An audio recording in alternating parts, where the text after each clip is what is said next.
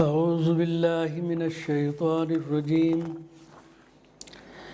بسم اللہ الرحمن الرحیم۔ عزیز دوستو، آئیڈیا فاؤنڈیشن فورم میں آپ سب کو خوش آمدید کہتا ہوں۔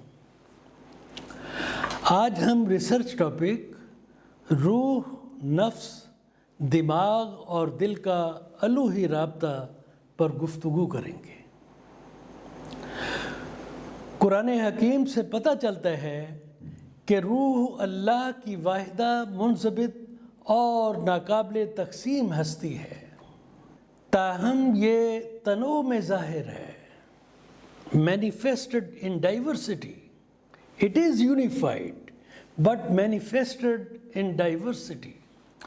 اور اللہ کریم نے اس کا ایک حصہ انسان کی تخلیق کے وقت اس کے مادی جسم میں پھونک کر انسان کو خصوصی شخصیت سے نوازا تھا، جیسا کہ سورہ الحجر کی آیت 29، سورہ السجدہ کی آیت 9 اور سورہ صاد کی آیت 72 میں مذکور ہے، منکشف ہے۔ جبکہ نفس اللہ کی طرف سے ہر انسانی جسم میں پیدا کیا گیا ہے، اٹس اے کریشن، جیسا کہ سورہ الشمس کی آیت 7 میں منکشف ہے، وَنَفْسٍ وَمَا سَوَّاهَا۔ یہ نفس روح کے ساتھ الوہی رابطہ قائم کرتا ہے اور انسانی جسم میں زندگی اور عقل و شعور ودیت کرتا ہے۔ یعنی ایک تو روح کے ساتھ الوہی رابطہ، دوسرا انسان کی زندگی اور تیسرا عقل و شعور۔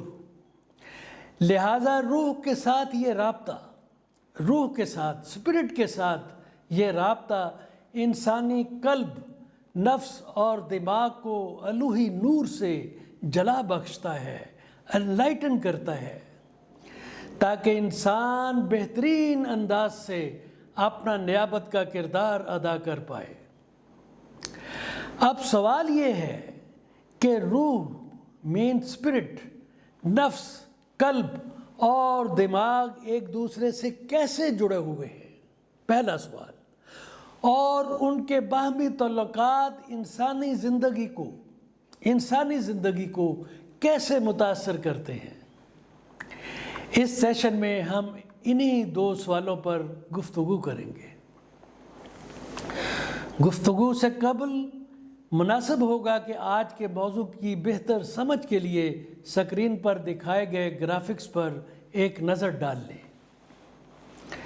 عزیز دوستو، جیسا کہ پچھلے سیشن میں بیان کیا گیا تھا کہ قرآن حکیم میں روح کی اصطلاح اسپرٹ کے لیے استعمال کی گئی ہے، اور نفس کی اصطلاح انسانی روح یا سول کے لیے استعمال ہوئی ہے، سول۔ قرآن حکیم سے پتہ چلتا ہے کہ روح اللہ کی وحدت میں منضبط ہے، ناقابل تقسیم ہے، ناقابل تسخیر ہے، ناقابل تسخیر، انکرپٹڈ اور جامع ہستی ہے، جو اللہ کریم کی طرف سے کائناتی نظم و ضبط انجام دیتی ہے، اور اللہ کے الوہی نظام یعنی ڈیوائن آرڈر میں آشکارا ہے، مینیفیسٹڈ ہے، دیکھی جا سکتی ہے۔ تاہم قرآن حکیم نے انکشاف کیا ہے، قرآن حکیم نے بتایا ہے کہ ہر انسان کو اللہ کی روح میں سے حصہ دیا گیا ہے۔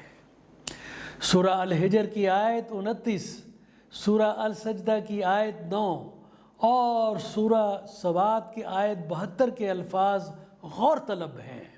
اللہ کریم فرماتے ہیں، میں نے اس میں یعنی آدم میں اپنی روح میں سے پھونکا، اپنی روح میں سے پھونکا۔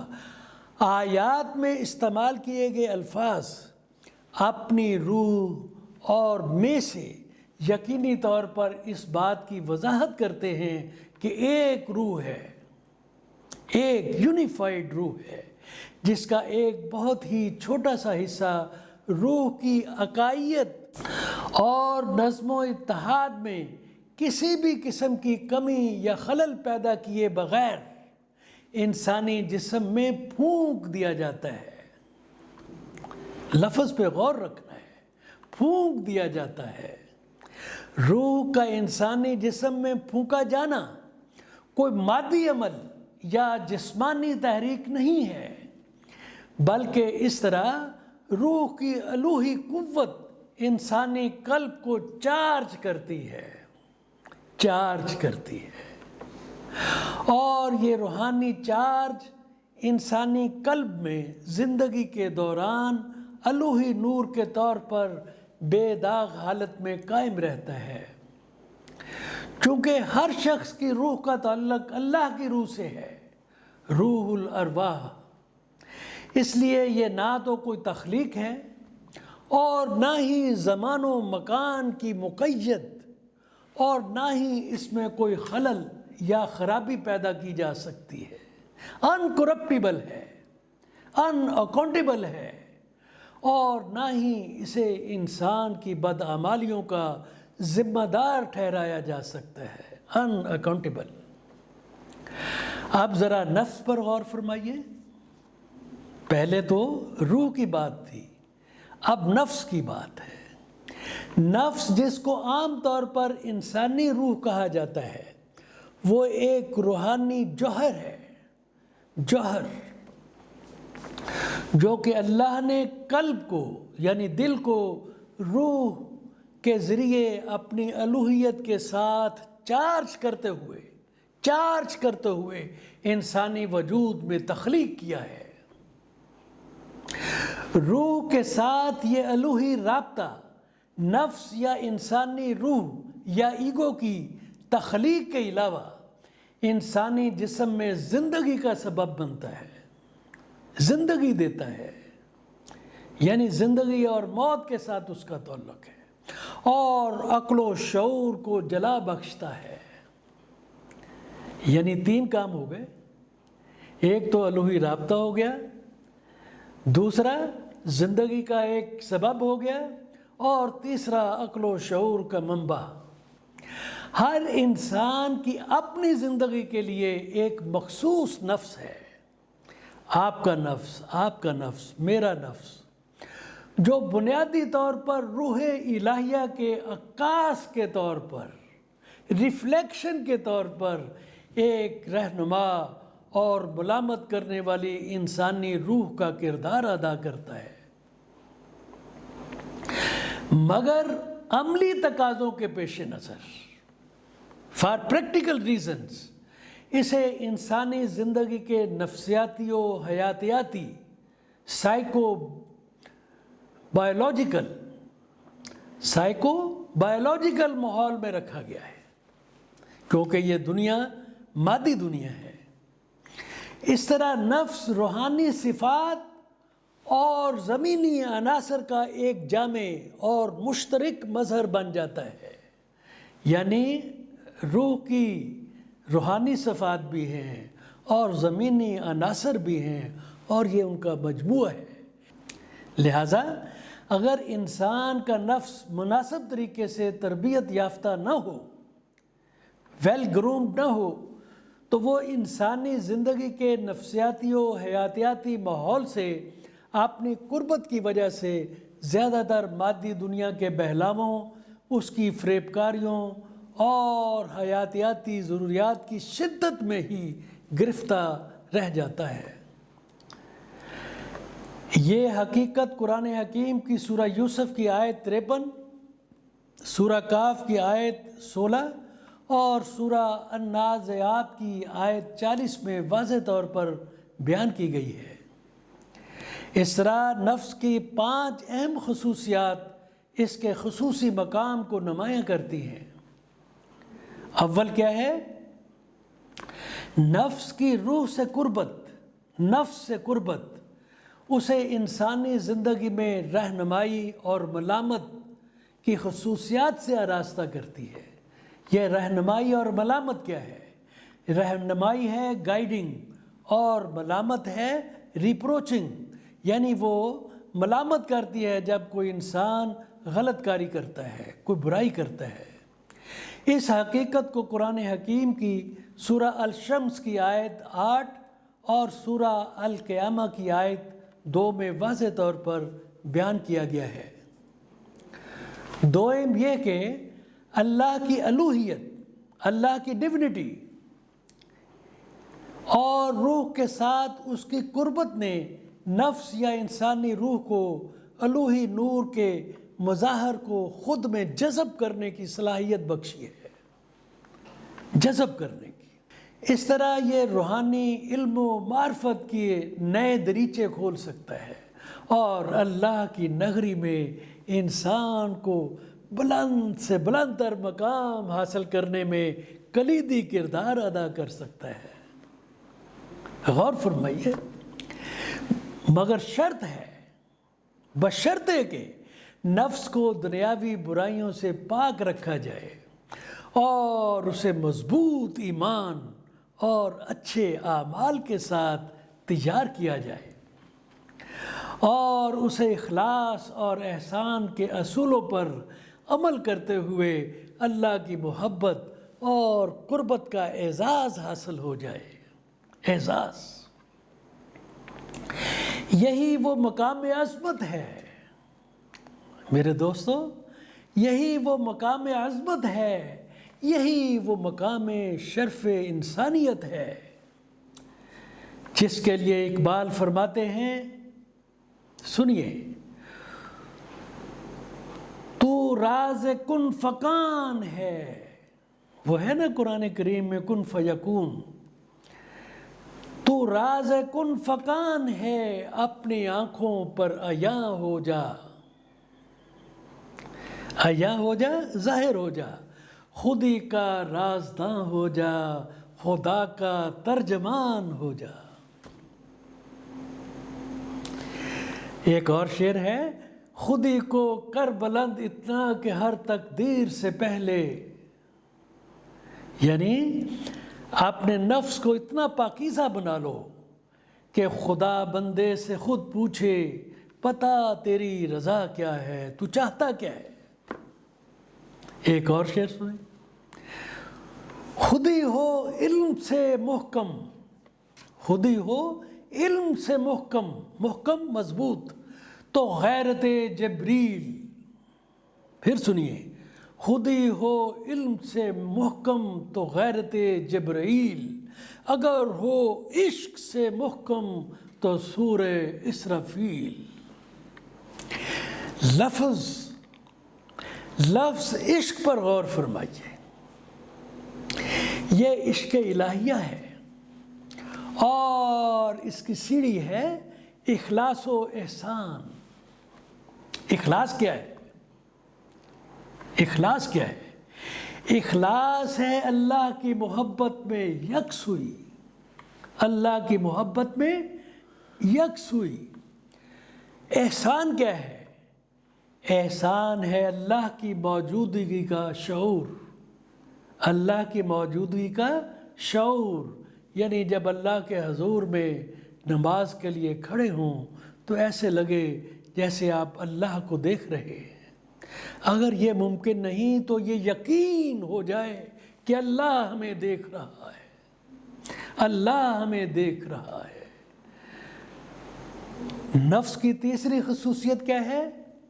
وہ ہے کہ انسان اچھائی کی طرف بھی مائل ہو سکتا ہے اور برائی کی طرف بھی، مگر اپنی آزاد شخصیت اور اپنے نفسیاتی و حیاتیاتی خمیر اور قربت کے سبب، خمیر کیونکہ انسان میں مٹی بھی شامل ہے، ارتھلی ایلیمنٹ شامل ہیں، اور قربت بھی ہے، ان دونوں کے سبب وہ دنیاوی ماحول کی کشش کا شکار رہتا ہے، غلام رہتا ہے، پھنسا رہتا ہے، جیسا کہ سورہ یوسف کی آیت 53 اور سورہ النساء کی آیت 110 میں اس حقیقت کو بیان کیا گیا ہے۔ فارغ ٹائم پر پڑھیے اور غور کیجیے۔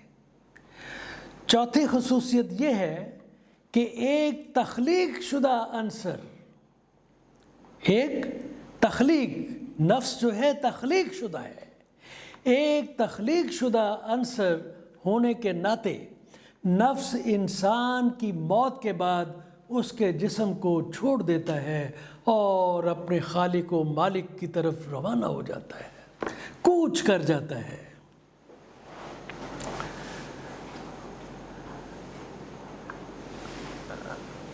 پانچویں خصوصیت یہ ہے کہ یہ نفس ہی ہوگا، کیا ہوگا؟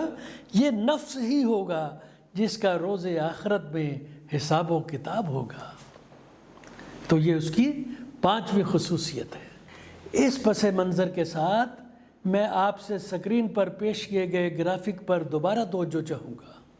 دائرہ نمبر 1، 2 اور 3 کا مشاہدہ روح، نفس اور انسانی زندگی کے باہمی تعلق کو سمجھنے میں مددگار ثابت ہوگا۔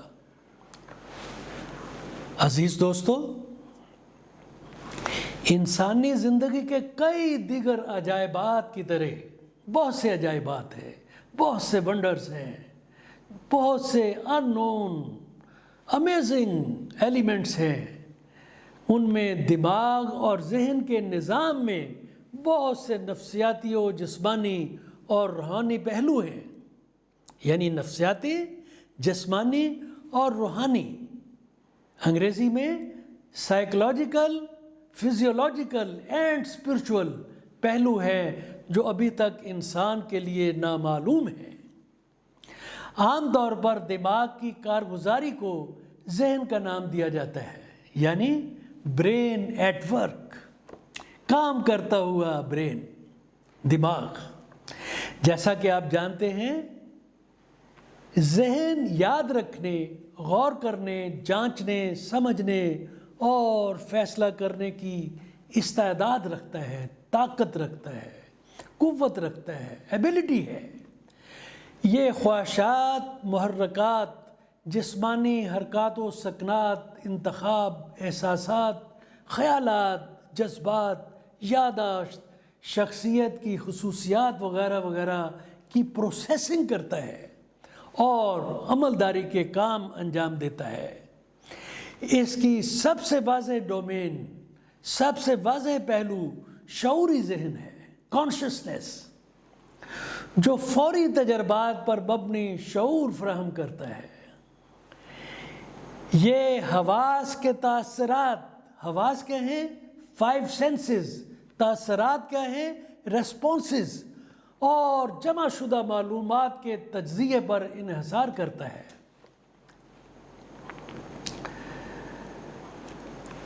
سب کانشس مائنڈ ذہن کی اگلی سطح ہے، دوسری ڈومین، جو معلومات کو ذخیرہ کرتی ہے، سٹور کرتی ہے، یادوں کے طور پر ان کا ریکارڈ رکھتی ہے۔ یہ ماضی کے تجربات سے حاصل شدہ معلومات کو ایک منطقی تنظیم کی صورت میں تجزیہ کر کے، ایک منطقی تنظیم کی صورت میں تجزیہ کر کے ایک زبردست قابل عمل ڈیٹا بیس بناتا ہے، ڈیٹا بیس۔ اور اس ذہنی فیکلٹی کو ریئل ٹائم میں، ایکچول ٹائم میں درپیش چیلنجز کا حل پیش کرتا ہے۔ ذہن کا ایک بہت بڑا حصہ انکانشس مائنڈ ہے، انکانشس مائنڈ لائک ان نون یونیورس، جس کی حدود و قیود کا انسان کو علم نہیں ہے، مگر یہ انسانی رویوں کو بہت حد تک متاثر کرتا ہے۔ اگرچہ سائنس نے انسانی شخصیت پر ذہن کے نیورو کیمیکل اور الیکٹرو میگنیٹک اثرات کو تلاش کر کے وقت کے ساتھ ساتھ ذہن کی نفسیاتی و جسمانی حدود کے بارے میں علم کی قابل تحسین ارتقائی منازل طے کی ہیں، مگر سائنس نے دماغ کے روحانی روابط کو دریافت کرنے میں شاید ہی انصاف کے تقاضوں کو پورا کیا ہے۔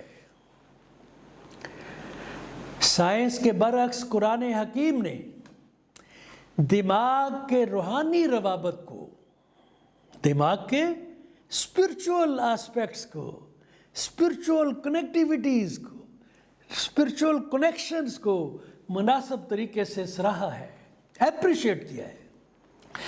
हमें कुरान हकीम में सैकड़ों हवाला जात मिलते हैं जिसके तहत इंसान से चाहा गया है, हैज़ बिन डिज़ायर्ड, कि वो अपनी ज़हनी सलाहियतों को इस्तेमाल करते हुए ज़िंदगी और कायनात के अनासर के पस मंज़र में मौजूद अलूही ताकत को दरियाफ्त करने की गर्ज से ज़िंदगी और कायनात के अनासर पर गौर व फिक्र करे, हक़ाइक़ को परखे, सच्चाई की तलाश में जुस्तजू करे।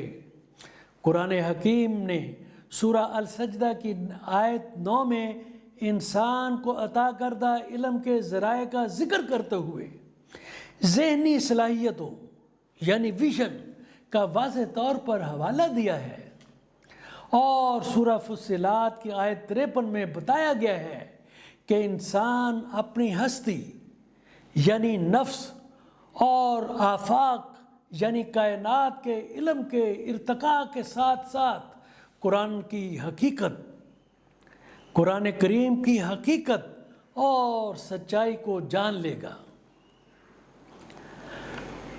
यही वजह है कि आज कुरान हकीम की इस पेशीन गोई को हर जी शऊर मानता है, हर जी शऊर मानता है। यानी जैसे जैसे इंटेलेक्चुअल ग्रोथ होती है, कुरान के अलूम के दरीचे खुलते जाते हैं, ज़हन दिल के साथ मातहती सूरत में जुड़ा हुआ है। मातहती सूरत सबसर्विएंटली एज सबॉर्डिनेट, जिसको रूह के फूंके जाने के अमल से अलूहियत से चार्ज किया गया था। लेकिन इंतहाई काबिल अफसोस और दिल शिकन अलमिया ये है कि हम ज़्यादातर कुरानी नसीहत को नज़रअंदाज कर देते हैं, ना हमने फितरत के अनासर पर फ़िक्री इर्तिका के मकसद से ज़्यादा गौर व खौस किया, और ना ही हमने अलूही सच्चाई तक पहुँचने के लिए अपने दिल के सरगोशियों पर संजीदगी से कान धरा। ऐसी सूरत हाल में दिमाग नफ्सियाती और हयातियाती माहौल से कुर्बत की वजह से हयातियाती ज़रूरियात दुनियावी बहलावों दिलकश फ़रेबकारियों की दलदल में फंस जाता है, और इस तरह दिमाग की वो नूरानी शमा, वो नूरानी शमा जो दिल में रूह के फूंके जाने से चार्ज हुई थी, उसकी रूहानी चमक धीरे धीरे मांद पड़ जाती है, और इंसान की फ़िक्री और रूहानी ज़बूं हाली से उसकी वापसी का सफ़र मुश्किल से मुश्किल तर हो जाता है। ऐसे ही लोगों से मुतल्लिक़ कुरान हकीम में सूरा बकरा की आयत 18 में बयान किया गया है, वो बहरे, गूंगे और अंधे हैं, बस वो सही रास्ता पर वापस नहीं आएंगे। इन हालात में दिल यानी कल्ब अपनी रूहानी तवानाई की मदद से, अपनी रूहानी तवानाई के ज़ोर से नफ्स को बुलंद रूहानी जहतों की तरफ खींचने के लिए बुराई की कुव्वतों के ख़िलाफ़ लड़ता रहता है। लेकिन बीमार जहन के जादू के तहत नफ्स भी शदीद प्रागंदा हो जाता है, करप्ट हो जाता है, जिससे दिल भी अफसरदा हो जाता है। बेबसी की ऐसी सूरत हाल में इंसान की रूहानी शख्सियत मुकम्मल तौर पर बिखर जाती है, शडर हो जाती है और बर्बाद हो जाती है। अजीज़ दोस्तों, दिल, अभी हम बात कर रहे थे जहन और दिमाग की। दिल भी इंसान की तख्लीक का एक और अजूबा है, यानी दिमाग और नफ्स के अलावा दिल भी इंसान की तख्लीक का एक अजूबा है। कुरान हकीम ने इंसान की ज़िंदगी में دل کی اہمیت اور اس کے رول کو سائنس کے بیان کردہ فزیولوجیکل یعنی جسمانی اہمیت سے کہیں بڑھ چڑھ کر مقام دیا ہے، کہیں بلند ترین درجہ دیا ہے۔ قرآن حکیم میں دل سے متعلق 200 سے زائد حوالہ جات ہیں، 200، اور تقریباً 180 آیات ہیں جو واضح طور پر دل یا قلب کی نیورو فزیولوجک اور نفسیاتی و روحانی جہتوں کی وضاحت کرتی ہیں۔ چند دہائیوں پہلے تک جدید سائنس نے دل کو انسانی جسم میں خون کے بہاؤ کو کنٹرول کرنے کے لیے محض ایک پمپ سمجھ رکھا تھا۔ سائنس نے ابھی حال ہی میں ان دا ریسنٹ ٹائمز اس کی نیورو فزیولوجک جہتوں پر تحقیقات کا عمل شروع کیا ہے، پرابنگ ریسرچ۔ سائنس نے حال ہی میں یہ سمجھنا شروع کیا ہے کہ دل خون کی گردش کے نظام کے عضو سے کچھ زیادہ بھی ہے۔ اس سے قبل دماغ کو جسم کا کنٹرول سینٹر سمجھا جاتا تھا، جو اعصابی نظام کے ذریعے مختلف اعضاء کو ہدایات بھیجتا تھا کہ وہ کس طرح برتاؤ کریں، کیسے بیہیو کریں۔ لیکن تازہ ترین تحقیق نے اس حقیقت کو آشکارا کیا ہے، ڈسکور کیا ہے کہ دل بھی دماغ کو باقاعدہ سگنل بھیج کر دماغ پر اثر انداز ہوتا ہے۔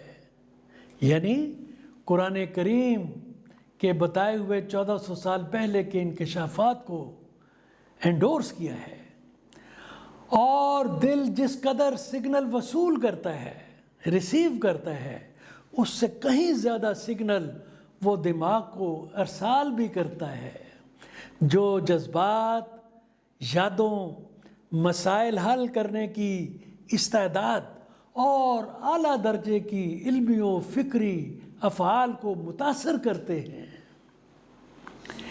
یہ بھی دریافت ہوا ہے، ابھی ریسنٹلی سائنس نے ڈسکور کیا ہے کہ دل کا اپنا بھی نیورون کا ایک نیٹ ورک ہے۔ دماغ نیورون کا مجموعہ ہے،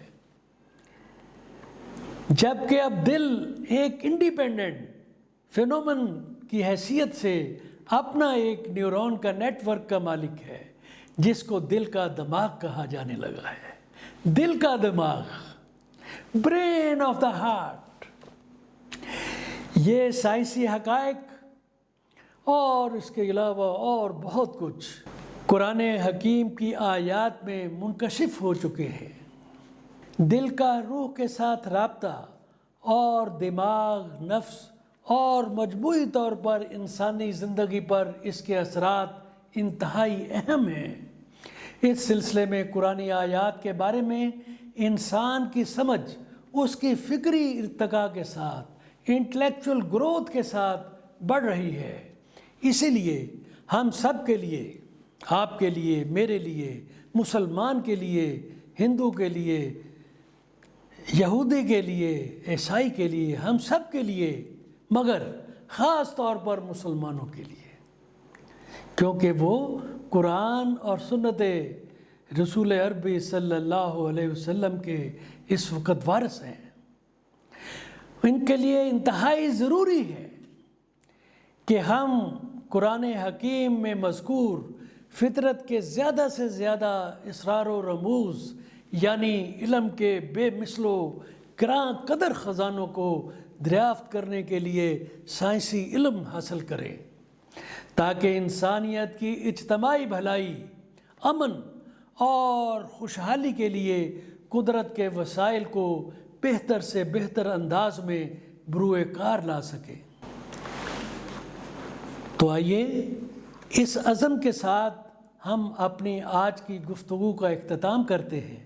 امید کرتے ہیں کہ آئندہ چند نشستوں میں انشاءاللہ ہم دل کے کارڈیو فزیولوجک، نیورو فزیولوجک اور نفسیاتی اور روحانی پہلوؤں پر تبادلہ خیال کریں گے انشاءاللہ۔ ہم تجزیہ کرنے کی کوشش کریں گے کہ دل اعصابی طور پر یعنی اعصابی نظام کے ذریعے، بائیو فزیکل یعنی نبض کی لہروں کے ذریعے، بائیو کیمیکل یعنی ہارمونز پر کنٹرول کے ذریعے، اور الیکٹرو میگنیٹک یعنی برقی اور مقناطیسی توانائی کی لہروں کے ذریعے انسانی زندگی پر کیسے اثر انداز ہوتا ہے۔ ہم دریافت کریں گے انشاءاللہ کہ یہ کس طرح ہماری زندگی کو خوشگوار بنا سکتا ہے، اور مینٹل سٹریس، اعصابی دباؤ، تناؤ، پریشانیوں، خوف اور دیگر جسمانی، ذہنی اور ہارمونل بیماریوں پر قابو پانے میں کیسے ہماری مدد کر سکتا ہے۔ یہ ہمیں قرآن حکیم کی روشنی میں اپنے ماحول اور اپنی تقدیر پر کنٹرول کرنے میں کیسے رہنمائی کر سکتا ہے۔ تو عزیز دوستو، یہ پروگرام اردو اور انگریزی دونوں زبانوں میں ریکارڈ کیے گئے ہیں۔ ان کی ویڈیوز آئیڈیا فاؤنڈیشن کی ویب سائٹ، اس کے یوٹیوب چینل اور فیس بک پر دیکھی جا سکتی ہیں۔ پچھلی ویڈیوز اور تحریری کاپیاں بھی فاؤنڈیشن کی ویب سائٹ پر دستیاب ہیں۔ پڑھنے کے شوقین خواتین و حضرات ان سے استفادہ کر سکتے ہیں۔ آج کا لیکچر نمبر 92 برائے کرم اس پروگرام کا کوڈ نمبر نوٹ فرما لیں، idea 1BR7، web site www.ideafoundation.com.pk۔ تمام دوستوں سے گزارش ہے کہ اس نیک مقصد کے حصول میں اپنا حصہ ڈالنے کے لیے فاؤنڈیشن کے یوٹیوب ویب چینل کو ضرور سبسکرائب کریں۔ آپ کی شرکت کا شکریہ۔ اللہ حافظ۔